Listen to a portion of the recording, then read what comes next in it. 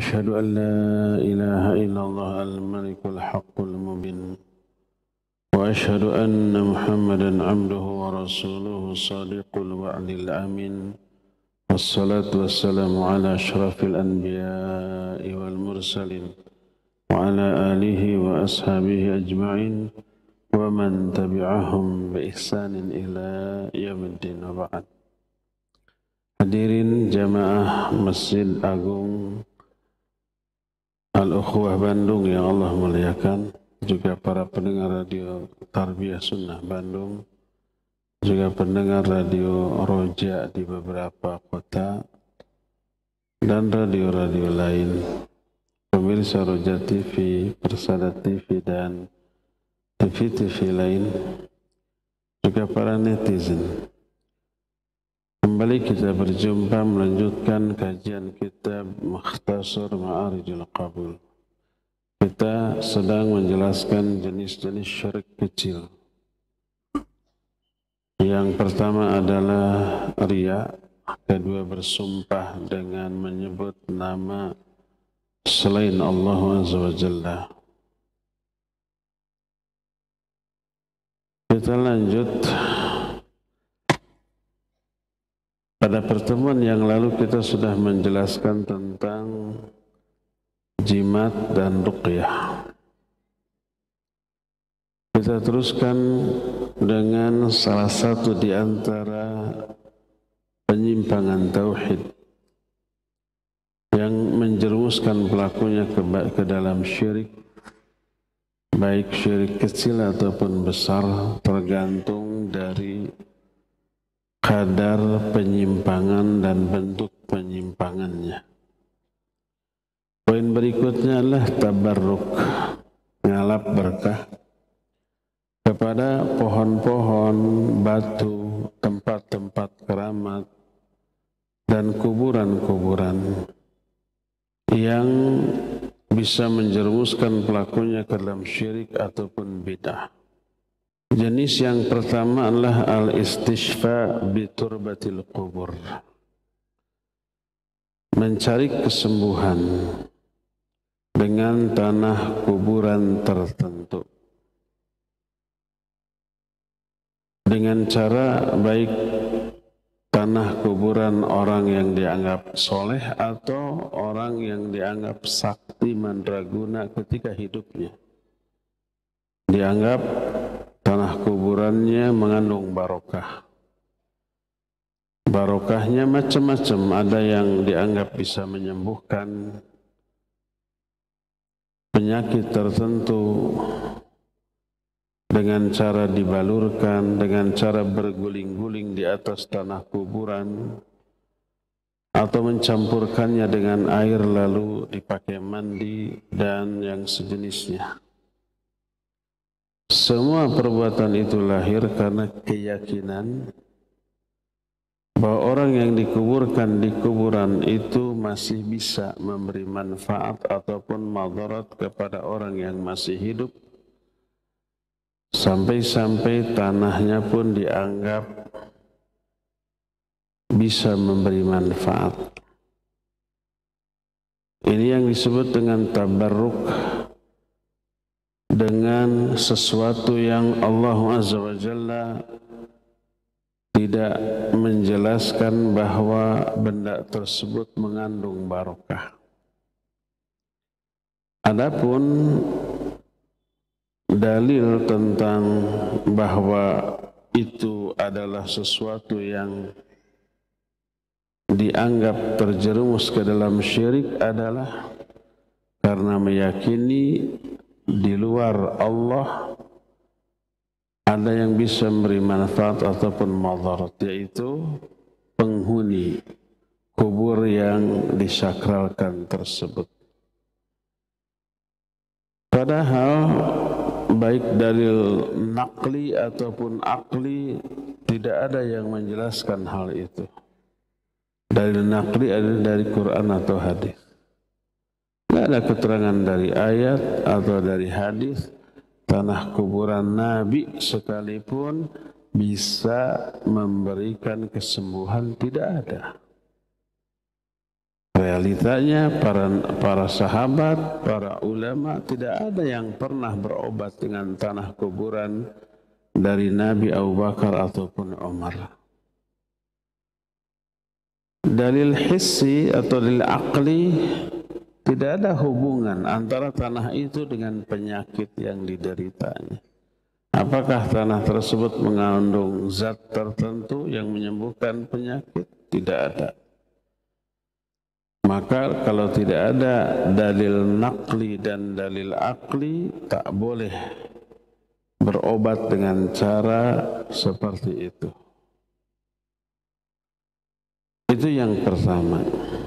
Kedua, bertabaruk dengan pohon, batu, atau yang sejenisnya, dan menjadikan tempat yang dianggap keramat termasuk kuburan sebagai tempat id.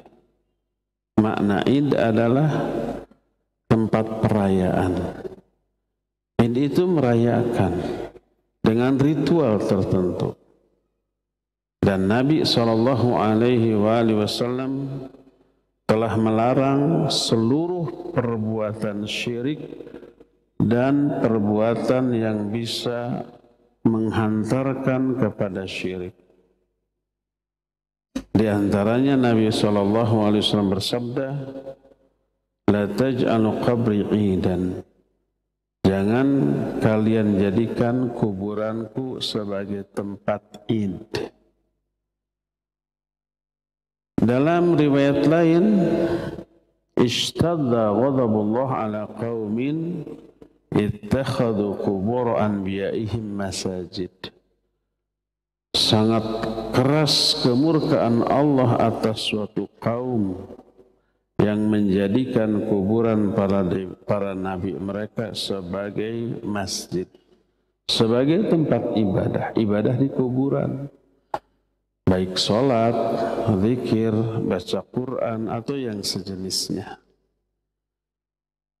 Yang paling parah adalah sholatnya menghadap kuburan, bukan menghadap ke kiblat. Dalam hadis yang lain beliau bersabda, "La tusallu ilal qubur wa la tajlisu 'alaiha." Jangan kalian sholat menghadap kuburan, dan jangan kalian duduk di atas kuburan. Di sini sahih riwayat Imam Muslim. Ketika para sahabat yang baru masuk Islam setelah peristiwa Futuh Mekah, orang-orang musyrik yang tinggal di Mekah masuk Islam.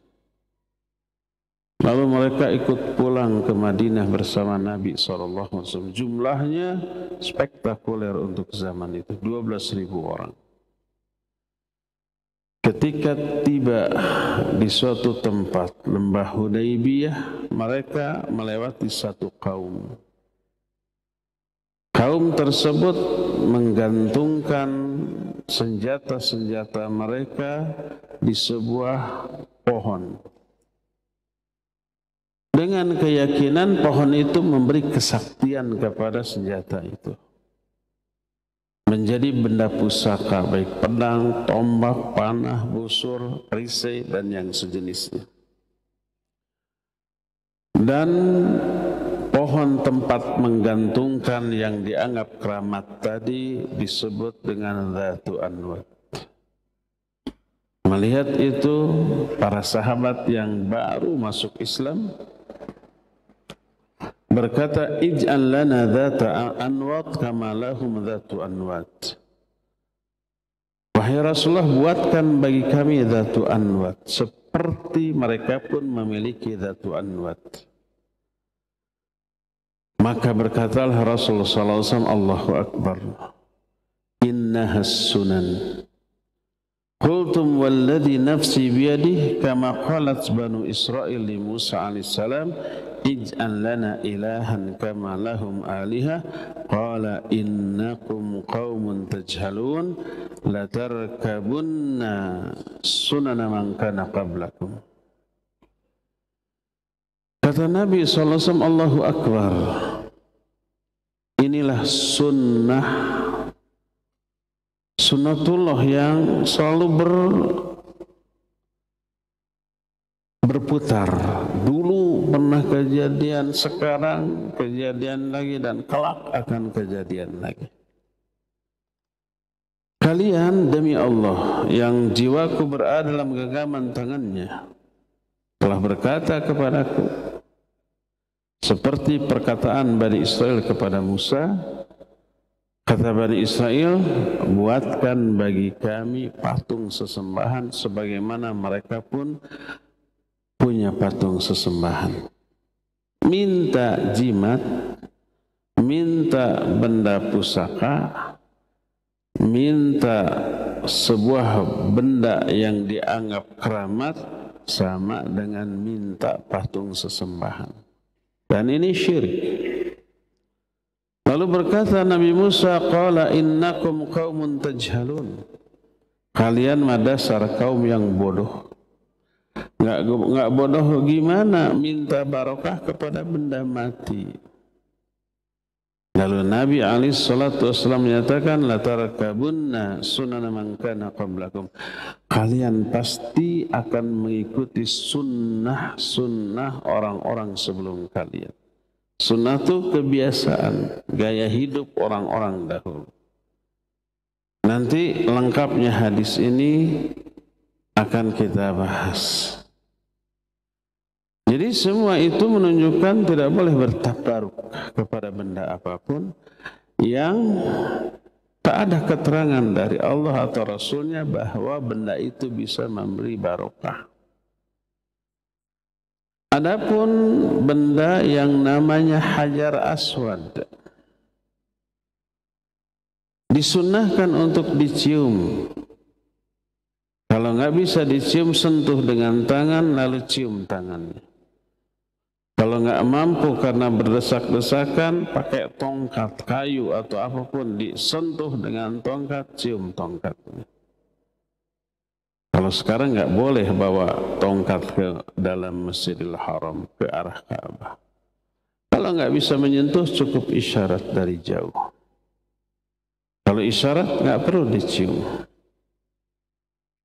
Bismillahi Allahu Akbar lalu tawaf. Dan mencium Hajar Aswad hanya sunnah ketika tawaf.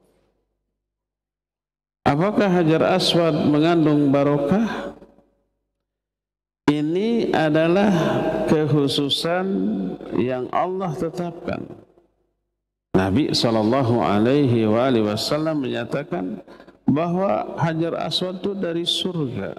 Dulu warnanya hitam. Dulu warnanya putih, lebih putih dari susu. Lalu karena dosa manusia yang menciumnya, dosa itu diserap oleh Hajar Aswad tersebut, lalu berubah dari putih menjadi buram, menjadi agak gelap-gelap sampai hitam sekali. Dia pada hari kiamat datang dengan memiliki 2 mata dan 1 lisan. Terus wa yashhadu ala man istaslamahu. Kelak akan bersaksi bagi orang-orang yang pernah menyentuhnya. Makanya ketika Umar bin Khattab tawaf kemudian mencium Hajar Aswad, dia berkata, inni la'alamu annaka hajar la tadur wa la tanfa laula ma ra'aitu Rasul sallallahu alaihi wasallam yuqabbiluka ma qabbaltuka. Aku tahu kamu ini batu biasa, tidak bisa memberi manfaat ataupun madarat. Seandainya aku tidak melihat Nabi SAW mencium kamu, aku pun tidak pernah mencium kamu. Jadi kita disyariatkan mencium itu karena sunnah dari Rasul SAW. Sekedar ritual. Batu Hajar Aswad tidak bisa memberi madarat ataupun manfaat. Kenapa disunahkan dicium? Ya, begitulah syariat menetapkan. Kalau itu syariat Allah, lakukan. baik tahu hikmahnya ataupun tidak, minimal dengan ta'assi kepada Rasul sallallahu alaihi wasallam itu dapat pahala. Ta'assi itu mencontoh, meneladani Rasul sallallahu alaihi wasallam. Beliau mencium, kita cium. Mau tahu alasannya, mau tidak, pokoknya iktidah. Iktidah itu mengikuti. Dan ini ditunjukkan oleh para sahabat. Suatu saat Nabi SAW salat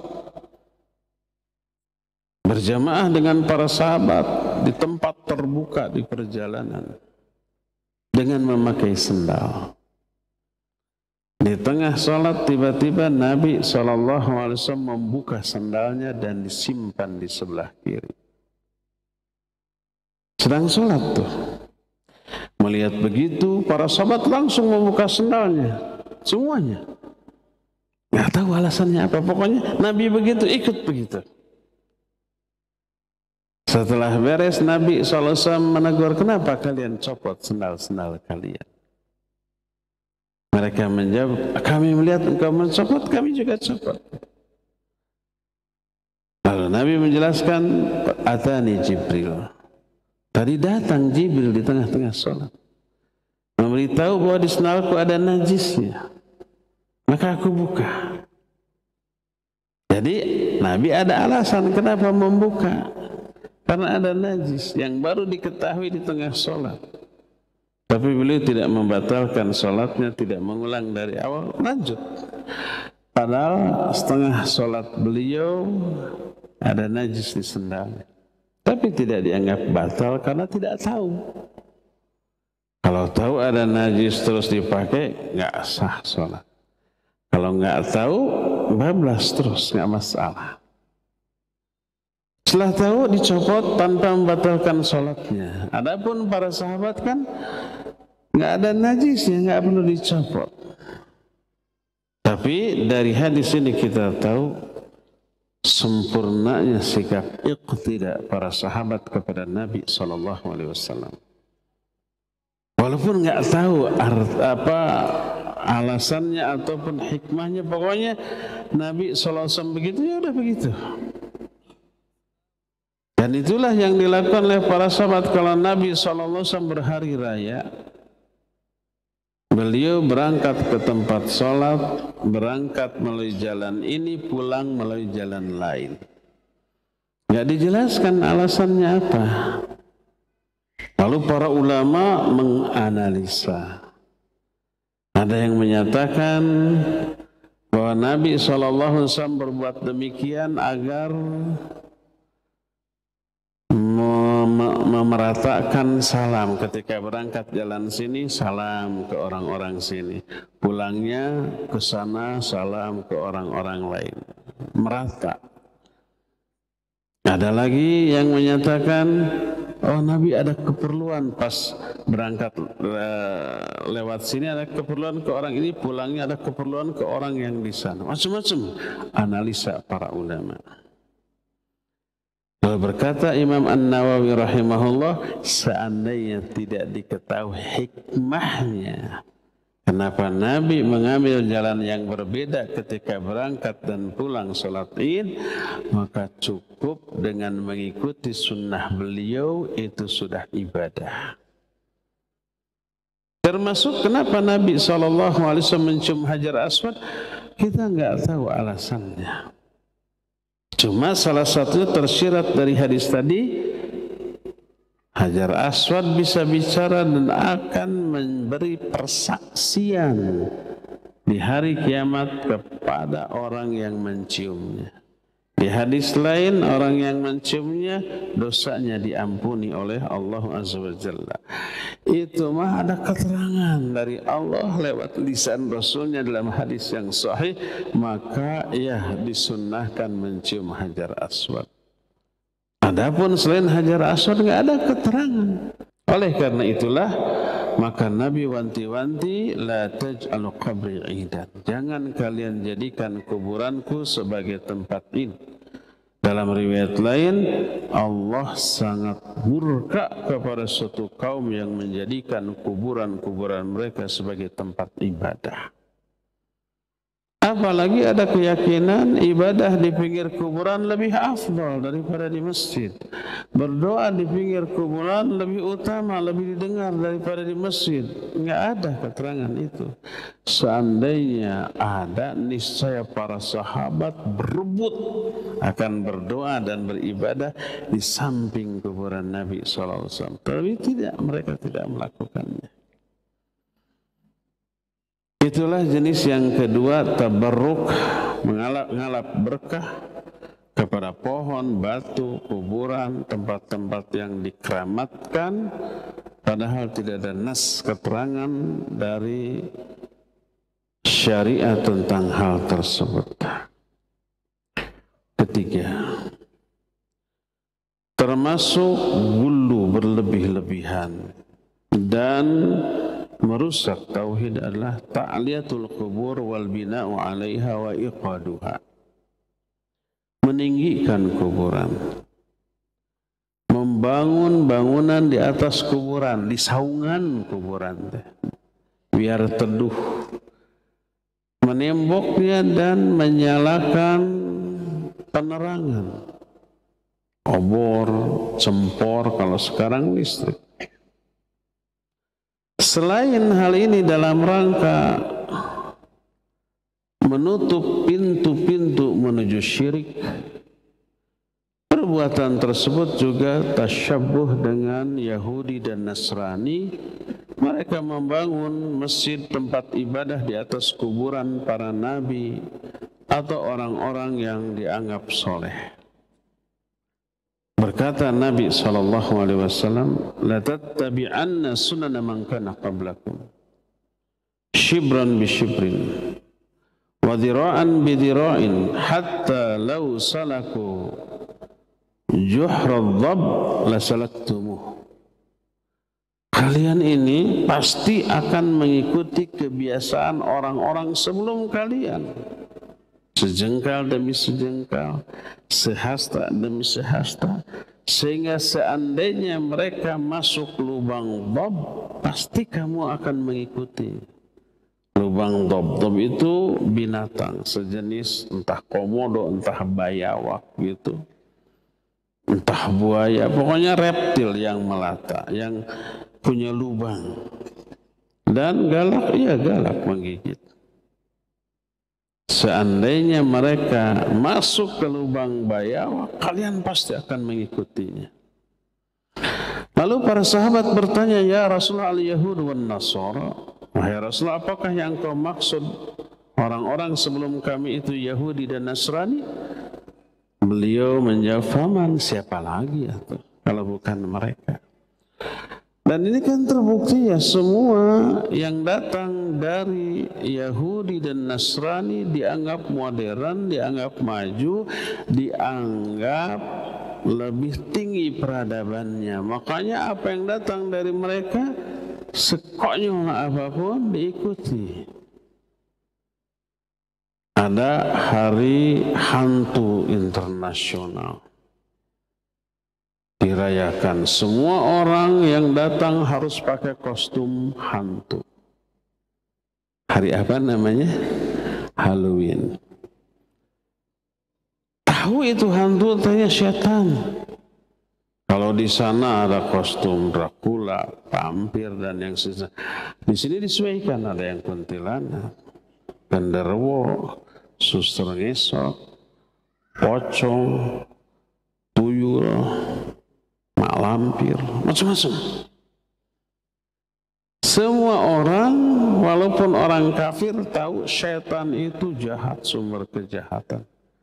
Diperingati, diikuti. Akalnya kemana, nalurinya kemana. Naluri kemanusiaan yang lebih mulia dari bangsa syaitan berubah menjadi syaitan. Jadi sudah tahu itu busuk, sudah tahu itu buruk, diikuti.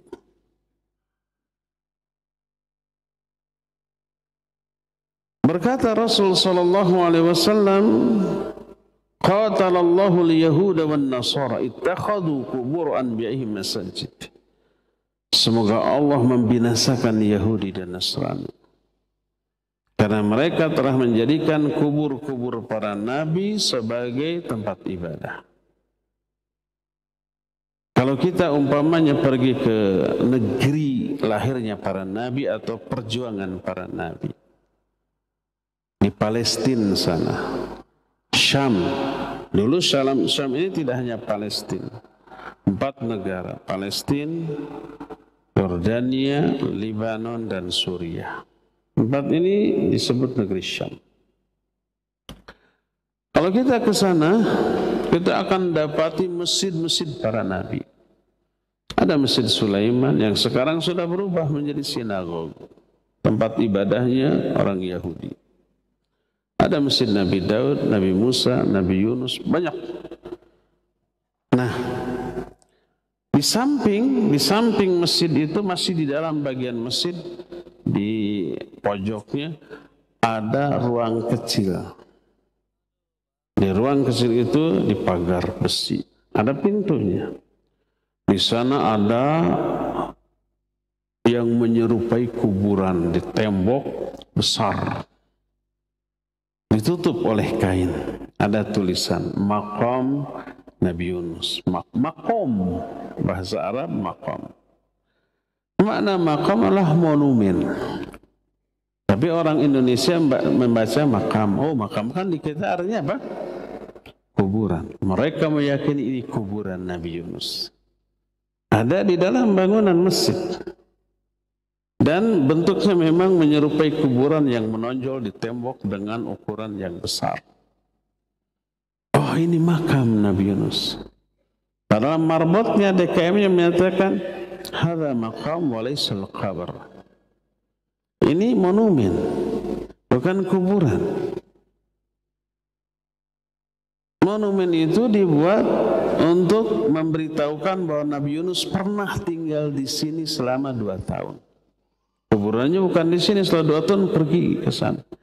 Untuk mengingatkan, dulu Salahuddin Al-Ayyubi rahimahullah setelah menaklukkan negeri Syam yang dulunya dikuasai oleh orang-orang kafir, lalu membangun masjid-masjid dan dinamai dengan Masjid Para Nabi, karena para nabi pernah singgah ke sana, lalu dibuat monumen, diberi nama dengan monumen para nabi tersebut.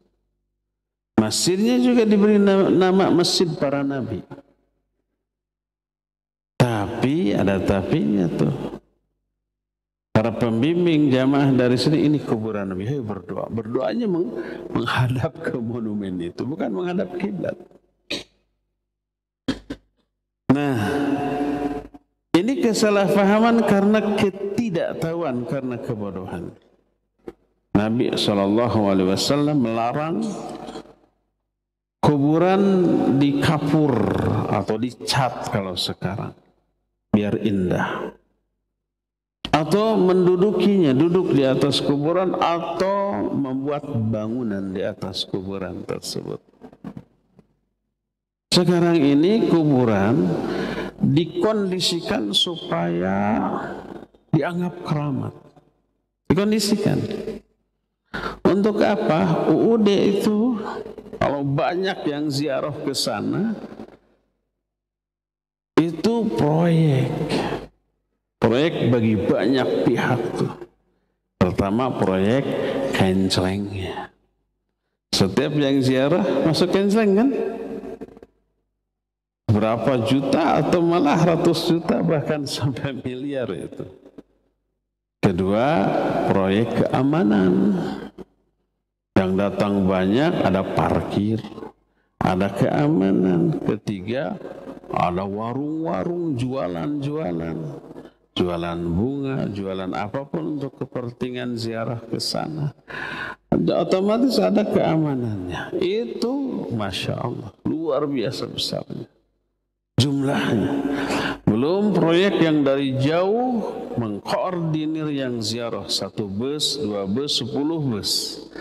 1 bus untuk dari 1 orang diambil keuntungan 100.000 aja, berapa puluh, berapa ratus orang. Proyek semua. menguntungkan. Maka bayangkan kalau itu dilarang, diharamkan untuk diziarahi, betapa ambruknya kehidupan ekonomi orang-orang yang berkepentingan di sana.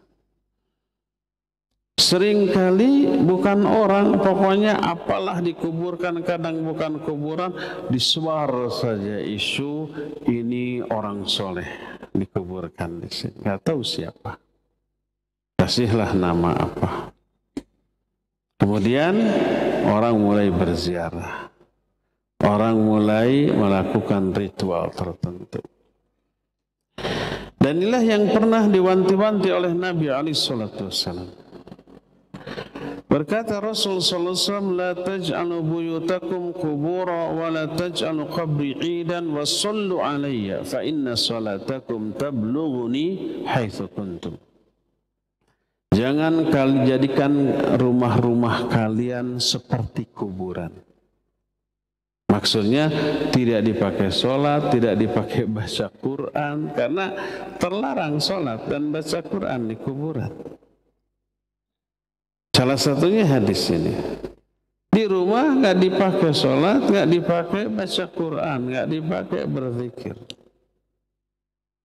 Kalau sholat maksudnya untuk laki-laki sholat sunat. Tidak pernah dibacakan Quran di rumah, seperti kuburan. Jangan kalian jadikan kuburan. Jangan kalian jadikan rumah kalian sebagai kuburan, dan jangan kalian jadikan kuburanku sebagai tempat inti. Dan bersolawatlah kalian kepadaku. Karena sesungguhnya solawat kalian akan sampai kepadaku dimanapun kalian berada. Nggak harus datang ke kuburan Nabi SAW untuk bersolawat. Kalau bisa datang ke kuburan Nabi, ya silakan ziarah kubur, nggak masalah. Yang jadi masalah adalah minta-minta ke penghuni kubur, termasuk kuburan Nabi SAW. Pas ziarah ke kuburan Nabi minta, ya Rasulullah beri saya jodoh. Nah itu yang nggak boleh, karena berdoa selain kepada Allah Azza wa Jalla. Dalam hadis lain riwayat Imam Muslim, berkata Abil Hayyaj Al-Asadi, qala li Ali bin Abi Thalib radhiyallahu anhu, ala ab'athuka ala ma ba'athani alaihi Rasul sallallahu alaihi wasallam, alla tad'a timthalan illa tamastahu wala qabran musyrifan illa sawaitah. Kata Abul Hayyaj, telah berkata Ali bin Abi Thalib kepadaku, mau nggak aku utus kamu membawa tugas khusus. Tugas yang dahulu Nabi SAW pernah mengutus aku untuk melakukan tugas ini. Apa isi tugasnya? Janganlah kamu biarkan patung kecuali kamu hancurkan, dan jangan kamu biarkan kuburan yang tinggi kecuali kamu ratakan. Hadis ini sahih riwayat Imam Muslim dalam kitab Sahih Muslim. Dari hadis ini kita tahu bahwa menghancurkan patung, meratakan kuburan yang tinggi adalah tanggung jawab dan wewenang ulil amri. Bukan wewenang setiap individu warga. Dulu Nabi SAW mengutus Ali, hancurkan. Kalau tidak ada instruksi, nggak boleh. Setelah Ali jadi khalifah, dia mengutus Abul Hayyaj Al-Asadi.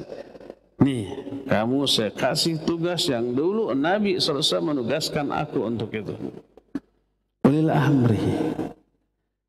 Makanya tidak boleh kita secara individu, wah ini ada patung, hajar.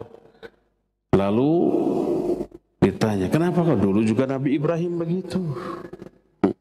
Ali juga disuruh oleh Nabi begitu. Abul Hayyaj juga disuruh oleh Ali begitu. Alasannya benar, tapi korelasinya nggak nyambung. Nabi Ibrahim itu syariat di zaman beliau, dan itu beliau Nabi. Yang berbeda syariatnya dengan di zaman Rasul sallallahu alaihi wasallam. Terus Ali disuruh oleh Nabi. Abul Hayy disuruh oleh Ali. Kita siapa yang nyuruh? Enggak, itu wewenang ulil amri. Enggak boleh. Termasuk adanya sesajian. Enggak boleh ditendang. Karena maksud menendang sesajian ternyata bukan tercapai, malah tambah subur. Menendang sesajian maksudnya apa? Agar orang nggak ada lagi yang apa namanya, yang menyajikan sesajian. Ketika ditendang, apa itu hilang? Orang tambah marah, kayu rame-rame. Itu tambah banyak. Terus si pelakunya dipidana. Madarat yang ada, manfaatnya nggak ada. Makanya ketika ditanyakan kepada para ulama, para masyayikh, boleh enggak? Enggak boleh. Ini wewenang ulil amri. Bukan wewenang setiap individu. Tapi kan Ali disuruh oleh Rasul SAW, Abul Hayy disuruh oleh, ya ada yang nyuruh itu. Ulil amri yang nyuruhnya. Kalau kita siapa yang nyuruh? Berdasarkan hal itulah maka ya wajib untuk diberantas, tapi yang berwenang. Sama dengan umpah orang yang berzina. Hukumannya apa menurut Quran? Kalau dia bujang lajang dijilid, dijilid itu dipecut. Wazaniyat wazani fajlidu kulla wahidi minhuma mi'ata jaldah.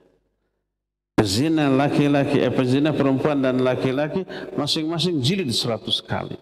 Quran. Kalau sudah pernah nikah, rajam sampai mati. Kita sweeping tuh tempat-tempat prostitusi langsung dirajam, boleh? Enggak. Itu wewenang ulil amri. Ditangkap oleh ulil amri, disidang. Sidangnya harus ada minimal 4 saksi. Setelah disidang terbukti, baru kata hakim rajam, kata hakim cambuk. Ada proses persidangan. Demikian juga orang mencuri, potong tangan, nggak boleh. Quran memang mengatakan was-sariqu was-sariqatu faqtu aydiyahuma. Pencuri laki-laki, pencuri perempuan, potong tuh tangannya. Tapi itu perintah kepada ulil amri yang berwenang. Ketika mencuri, tangkap, disidang oleh hakim, lalu vonis, potong. Dilihat alasannya, dilihat berapa banyak nilai barang yang dicurinya. Enggak semua kasus pencurian walaupun seumpamanya telur 1 dicuri dipotong tangan, enggak, ada batas minimal barang yang dicuri. Dilihat alasannya. Kalau semua alasannya secara syar'i harus dipotong, baru hakim menyatakan potong. Al-Ghujub pelaksananya. Warga enggak boleh. Begitulah semuanya ada mekanisme, ada prosedur. Jangan merampas apa yang menjadi wewenang dan tanggung jawab ulil amri diambil paksa secara sepihak oleh yang bukan haknya, maka tidak boleh. Maka sebagai warga kita hanya bisa melaporkan, tuh ada, tolong ulil amri aparat hajar tuh gitu. Ini saksinya, ini buktinya. Kalau ternyata mereka tidak melakukan, kita sudah lepas tanggung jawab dosa atas orang yang berwenang dan bertanggung jawab. Ini beberapa di antara bentuk-bentuk penyimpangan dalam masalah tauhid, termasuk meninggikan kuburan, membangun bangunan, dan termasuk menerangi kuburan dengan penerangan apapun. Itu yang ketiga. Yang keempat, kita bicara tentang jenis-jenis ziarah kubur. Salah satu di antara amalan yang sebenarnya disyariatkan tapi riskan penyimpangan. Bahkan penyimpangannya sangat fundamental, yaitu penyimpangan dalam masalah tauhid. Tapi hukum asal amalan ini disyariatkan, yaitu ziarah kubur. Ada 3 jenis ziarah kubur. Pertama disebut ziarah syar'iyah. Ziarah yang memang disyariatkan, dan itulah hukum asal ziarah. Yaitu ziarah kubur dalam rangka mengingatkan kita kepada akhirat, mengingatkan kita kepada kematian, mendoakan orang yang dikuburkan di sana, mendoakan diri sendiri dan kaum muslimin secara keseluruhan, baik yang hidup ataupun yang sudah mati, dengan mengatakan assalamualaikum minal mu'minina wal muslimin wa inna insyaallahu bikumul lahiqun. Nas'alullaha lana wa lakumul afiyah. Doa. Berdoanya kepada Allah. Isi doanya untuk penghuni kubur dan untuk kita semua. Sebagaimana yang diajarkan oleh Rasul sallallahu alaihi wasallam tentang masalah itu. Berkata Rasul sallallahu alaihi wasallam, "Kuntu nahaitukum an ziyaratil qubur ala fazuruha. Fa innaha turiqul qalba wa tadma'ul ayn wa tudzakkirul akhirah wa la taqulu hajra." Kata Nabi sallallahu alaihi wasallam, "Dulu aku pernah melarang kalian dari ziarah kubur. Ketahuilah, sekarang silakan kalian berziarah. Karena ziarah itu bisa melunakkan hati, membuat air mata berlinang, mengingatkan kepada akhirat, dan jangan kalian berkata hujra ketika ziarah." Makna hujra adalah perkataan yang terlarang secara syar'i. Baik itu berdoa ke kuburan, bukan kepada Allah, ataupun memelas, merintih, mengeluh, atau menunjukkan ketidakridhaan melalui ucapan dan perbuatan.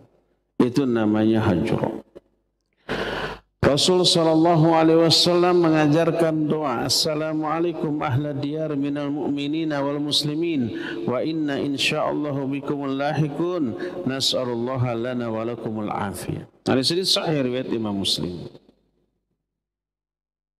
Imam Muslim ada menambahkan dalam riwayat beliau kalimat doa, "Yarhamullahul mutaqaddimina minna minkum wal mutaakhirin." Semoga Allah merahmati orang-orang yang lebih dahulu baik dari antara kami ataupun kalian, dan juga semoga merahmati yang terakhir.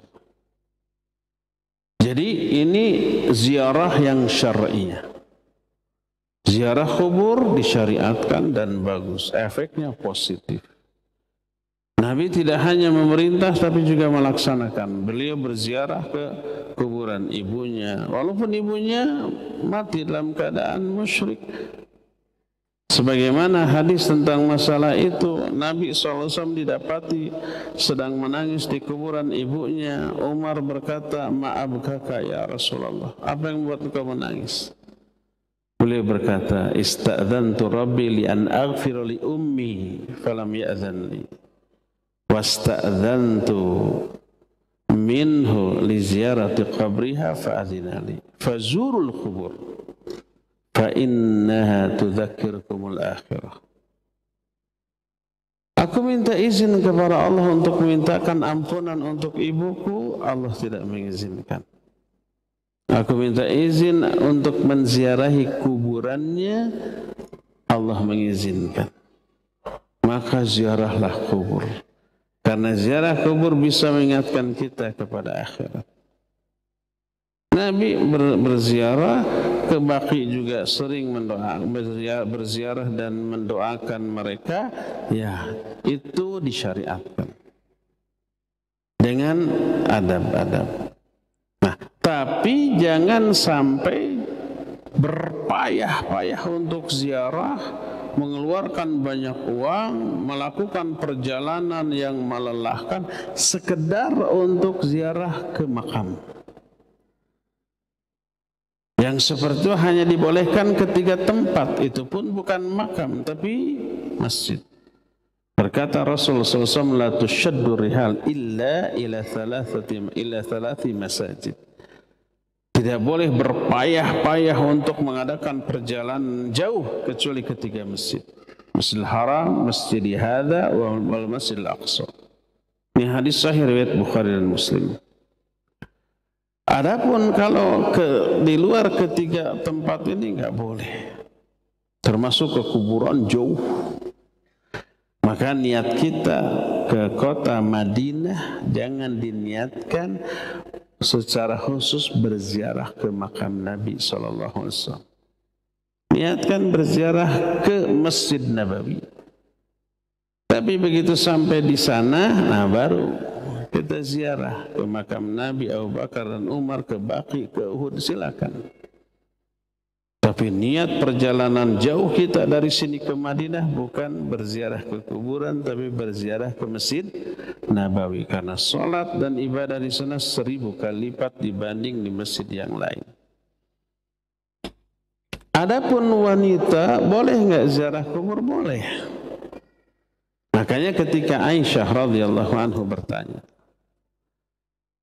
kalau aku ziarah kubur, apa yang harus aku baca ya Rasulullah?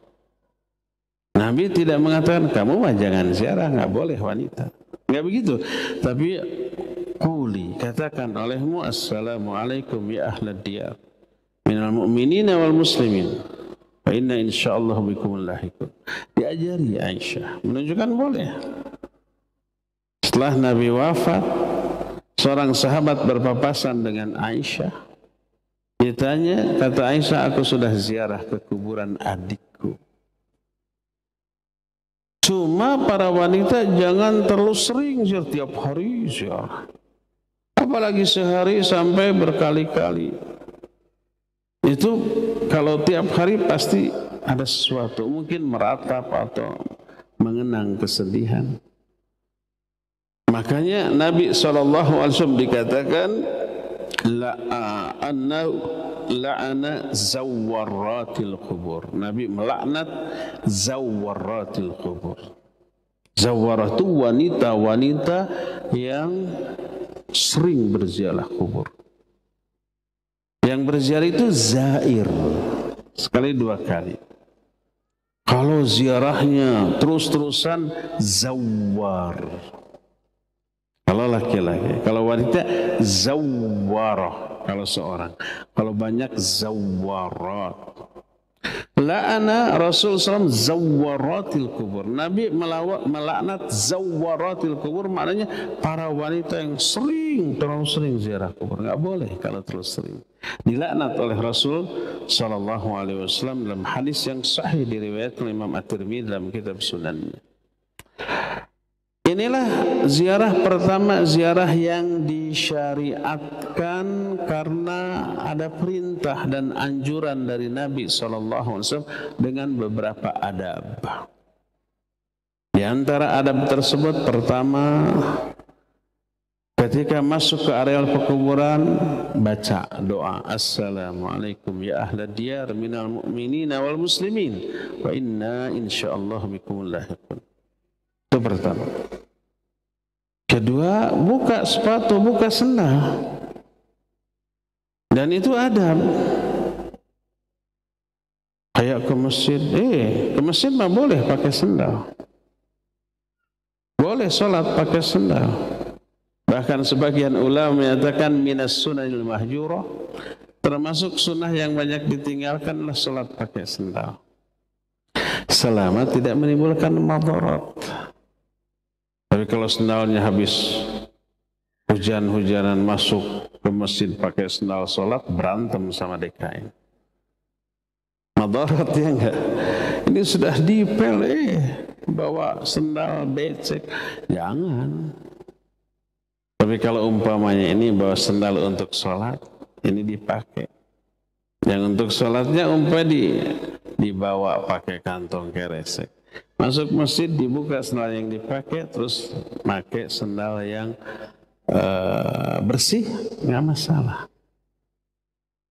Paling dipelongku DKM, oh ya bersih, aman gitu ya. Nah ke kubur kuburan mau kotor dong, ya pasti kotor lah, buka. Atas perintah Nabi SAW. Ketiga, jangan melangkahi, menduduki atau menginjak kuburan. Pilih jalan yang tidak ada kuburannya. Terus ketika ziarah kuburnya, berdoa kepada Allah untuk kebaikan penghuni kubur. Doakan ampunan, rahmat, walaupun dia orang soleh, iya. Kalau orang soleh mah nggak perlu didoakan juga pasti ke surga. Iya sih.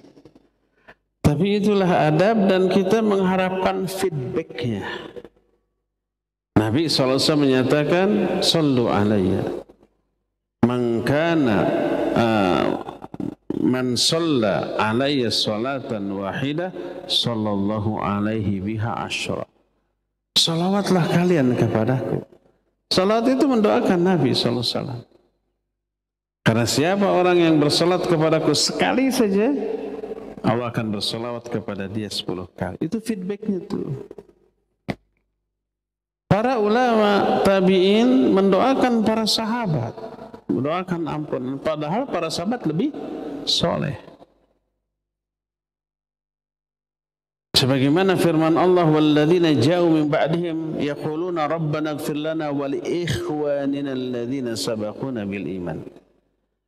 Orang-orang yang datang setelah generasi sahabat, yaitu generasi tabi'in, mereka berdoa, Rabbana ighfir lana wa li ikhwanina alladzina sabaquna bil iman. Ya Allah, ampun dosa kami dan dosa orang-orang yang lebih dahulu meninggalkan kami dalam keimanan.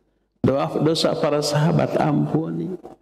Padahal sahabat lebih soleh dibanding tabi'in. Sahabat mah banyak yang dijamin masuk surga, tabi'in mah tidak ada.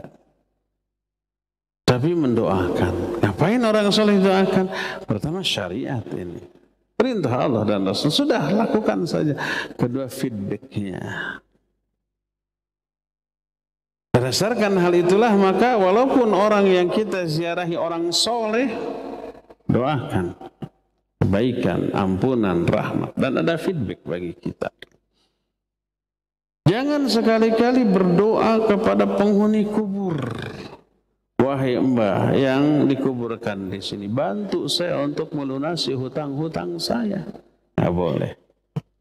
Kalau mau dibantu melunasi hutang, minta kepada ya Allah mudahkan saya dalam membayar hutang. Allah mudahkan nanti. Kalau doanya dikabul. Berdasarkan hal itulah maka perhatikan adab-adab ziarah yang disyariatkan. Inilah ziarah yang pertama, ziarah syar'iyah. Ziarah jenis yang kedua,